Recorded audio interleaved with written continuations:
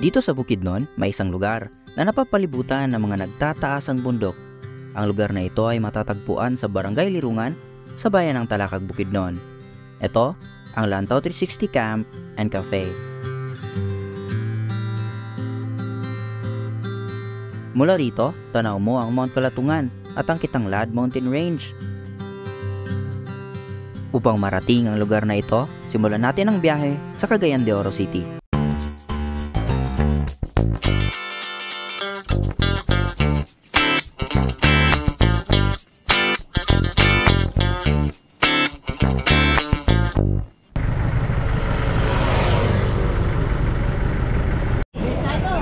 Agaysano?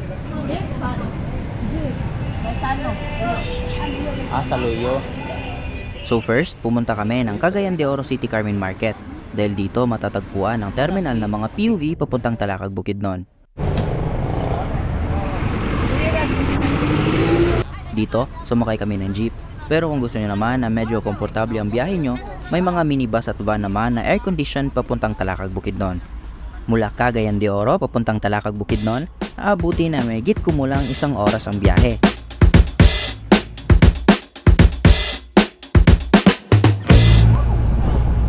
Pagdating namin sa bagong terminal ng Talakag, sumakay naman kami ng tricab papunta sa mismong destinasyon.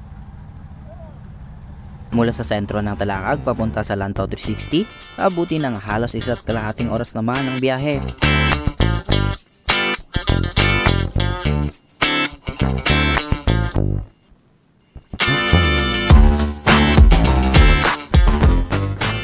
Pagdating natin sa Lantaw 360, dito tayo magbabayad ng entrance fee. Pero since na nakapag-reserve na kami ng accommodation nila, libre na daw ang entrance fee namin at libre na din ang breakfast namin sa umaga. Layo pa ni siya adtong. Sa pagpasok natin sa mismong lugar, dito tayo didiretso sa nagsisilbing receiving area nila. Dito, kinonfirm nila ang booking natin. Pagkatapos, binigay na nila ang susi ng ating accommodation. So guys, mo na ilang accommodation na TP2. Mo na ilang bed kay kondre kaning murag fan na ay sakit sa kilid dire. May lamp. And mo ni ang view sa mismong kaning accommodation nila. So to know more about this place, you can visit their Facebook page. Magbibigay ako ng link sa comment section.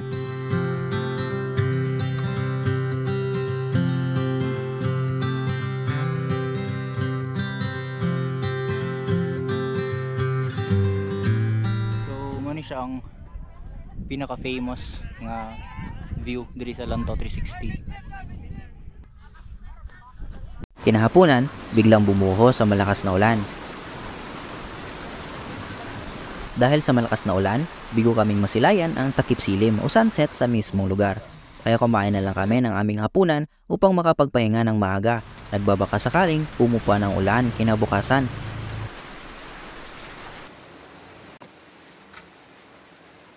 So it's 5:28 sa hapon and kusog kayo ang ulan sa gawas.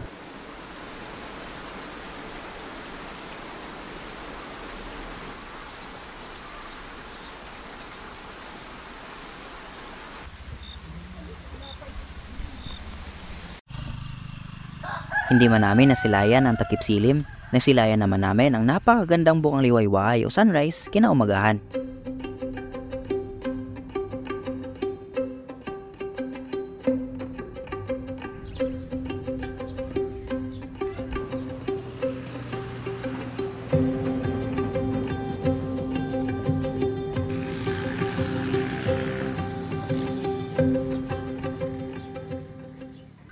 Kung magstorya ta og Bukidnon, dili palupig dira ang Talakag, Bukidnon. See the view. Grabe kanindot. Alam nyo ba mga laagan, ang bayan ng Talakag ay kilala sa mga produkto nilang gulay. Partikular na ang karatig barangay ng Lirungan, ang Barangay Merayon. Bukod sa gulay, may mga produktong kape rin sila rito.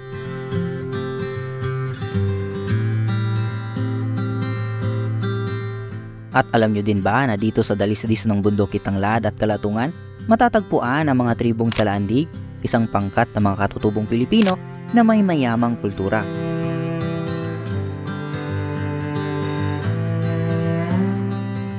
Pagkatapos naming masulyapan ang ganda ng lugar sa umaga, hindi na namin namalayan na oras na pala ng agahan. Pagkatapos naming kumain, nagantay na lang kami sa aming sundo na tricab o bao-bao pabalik sa sentro ng Talakag. So it's 7:27 and mga gusto mag-commute pa dilong sa Lanto 360 kanang accessible raman siya, pero ang price sa tricab padulong dire since nga medyo layo-layo gid siya gikan sa Talakag sentro ay medyo pricey gid siya, and kaning if daghan mo siguro mas makabarato, pero if duara mo or tulo medyo kuan gid siya, medyo pricey gid ang kaning bayad sa tricab, pero accessible ra kay siya sa mga ga-commute and kana lang. Sa dulo ng aming paglalakbay, hindi lang ganda ng kalikasan ang aming nasilayan, kundi pati na ang simpleng pamumuhay ng mga lokal na naninirahan dito.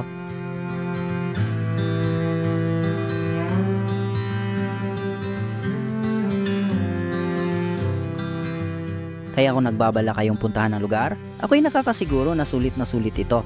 Payo ko mas maganda mag-overnight dito. May pagkakataon kayong masilayan ang sunset at ang sunrise sa mismong lugar. Hanggang dito na lang, ito ang Lag Commute Series. Hanggang sa susunod na episode.